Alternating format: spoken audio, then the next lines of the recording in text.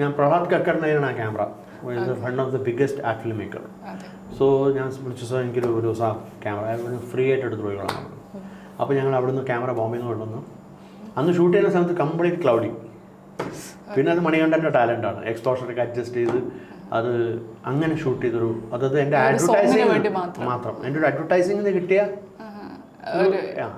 അതൊക്കെ ഇതിൻ്റെ അകത്തേക്ക് അഡാപ്റ്റ് ചെയ്യും. ഇപ്പോൾ സ്കൂൾ ഓഫ് ഡ്രാമയിലെ അനുഭവങ്ങളാണ്. അത് തിയേറ്റർ, ഇത് ടെക്നോളജി. ഓക്കെ, വേറൊരു കൗതുകത്തിൻ്റെ പുറത്ത് ചോദിക്കുന്നതാണ്.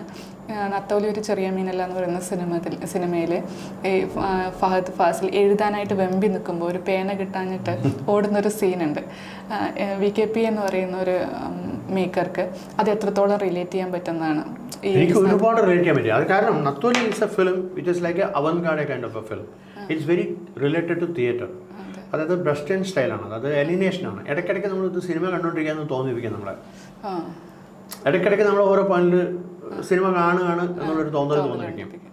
പിന്നെ ഇതിൻ്റെ ഉറവിടം എങ്ങനെയാണെന്ന് വെച്ചാൽ 2003 ഞാൻ ഫ്രീക്കി ചക്ര എന്ന് പറഞ്ഞൊരു ഇംഗ്ലീഷ് സിനിമ ക്രോസ് ഓവർ ടൈമിൽ ഒരു ഫിലിം ചെയ്തിരുന്നു. അതിതുപോലെയാണ്. കുറച്ച് ഏജ് ഓൾഡ് ആയിട്ടുള്ള ദീപ്തി നവൽ, വണ്ടർഫുൾ ആക്ട്രസ്, ചഷ്മേ ബദൂർ, അങ്ങനെയൊക്കെയുള്ള പടങ്ങൾ അഭിനയിച്ചിട്ടുള്ള ഭയങ്കര ബ്യൂട്ടിഫുൾ ആയിട്ട് ആക്ട്രസ്സാണ് Deepti Naval. Ranvir Shorey is an RJ VJ. അന്ന് ഇപ്പം ഫേമസ് ആക്ടറാണ് അയാളുടെ ഫസ്റ്റ് പടം. സച്ചിൻ കിടക്കർ എന്ന് പറഞ്ഞാൽ മറാഠി ആക്ടറുടെ ഒരു പടം.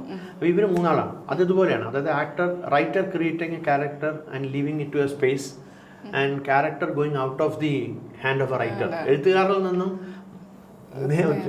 വിട്ടുപോകുന്നൊരു കഥാപാത്രവും അവർ തമ്മിലൊരു കോൺഫ്ലിക്റ്റ് വരുന്നു. അതാണ് അതിൻ്റെ ബേസ്. അപ്പോൾ ശങ്കരാമകൃഷ്ണൻ എൻ്റെ കൂടെ ഉണ്ടായിരുന്നു അതിൽ.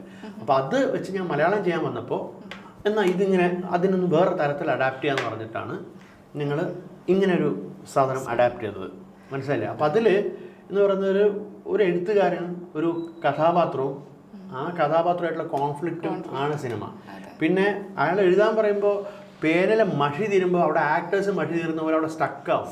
റീബൗണ്ട് അങ്ങനെ സ്റ്റക്കാവും മഷി തീരുമ്പോൾ.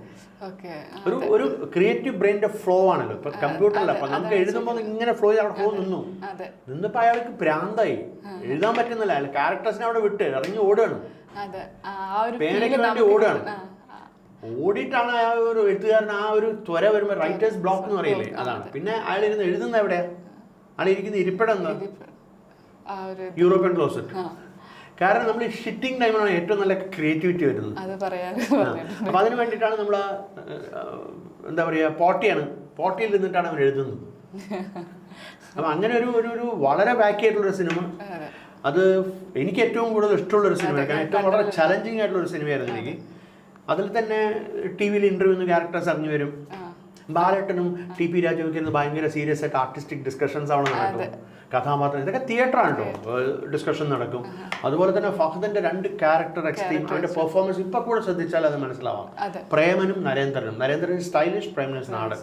ഇപ്പൊ അവൻ നാടൻ കഥാപാത്രങ്ങളും ഇതും ഒരുപാട് ചെയ്യുന്നുണ്ടല്ലോ.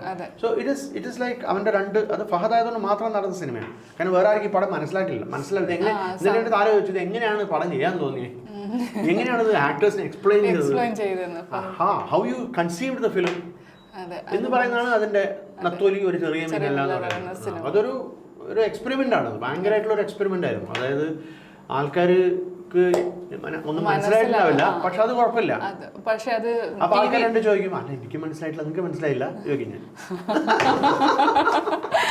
അപ്പൊ അത് നിങ്ങൾ തെറ്റിദ്ധരിക്കണ്ട, നിങ്ങൾക്ക് മനസ്സിലായിട്ടില്ലെങ്കിൽ ഓക്കെയാണ്, എനിക്ക് മനസ്സിലായിട്ടില്ല, അത്രേ ഉള്ളത്.